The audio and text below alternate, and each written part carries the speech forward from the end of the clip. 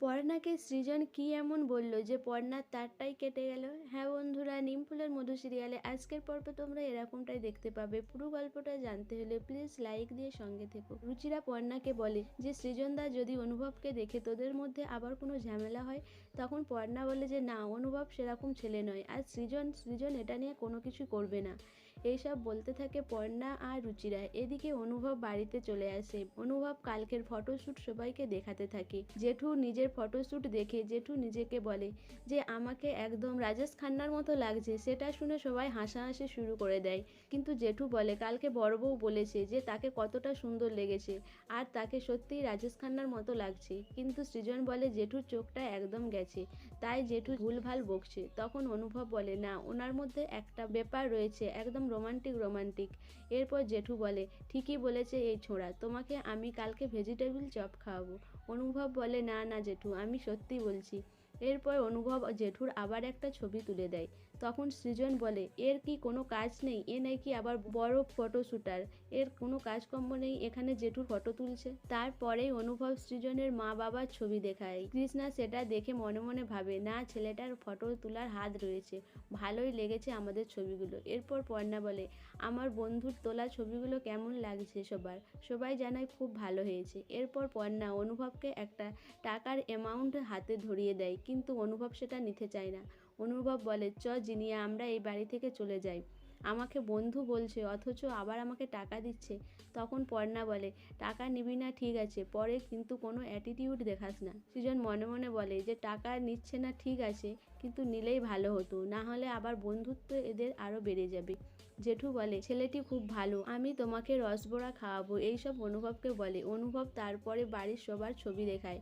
এরপর অনুভব পর্ণাকে বলে যে তার একটা ছবি শ্যুট করতে চায়, যদি পর্ণা রাজি হয়। কিন্তু পর্ণার ছবি শ্যুট শুনেই সৃজন বিষম খায়। সৃজন বলে না, পর্ণা কোনো ছবি শ্যুট করবে না। এই কথাটা শুনে সৃজনের মুখে সবাই সৃজনের দিকে তাকিয়ে থাকে।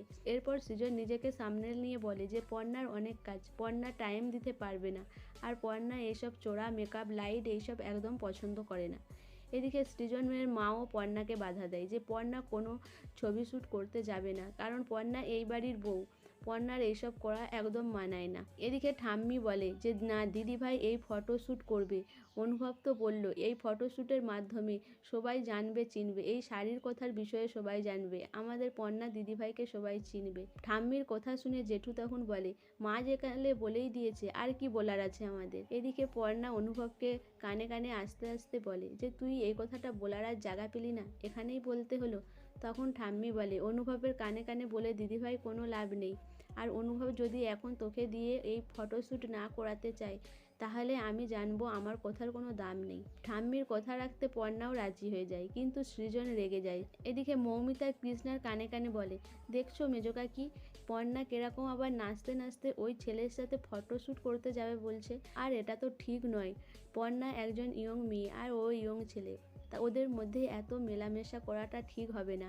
আবার ওরা কলেজের বন্ধু ছিল। কৃষ্ণাও মৌমিতার কথাগুলো ভাবতে থাকে। এরপর পর্ণা সৃজনের কাছে যায়। পর্ণা সৃজনকে বোঝানোর চেষ্টা করে সৃজন কেন ফটোশ্যুট করতে বারণ করছে, তার সমস্যাটা কিসের।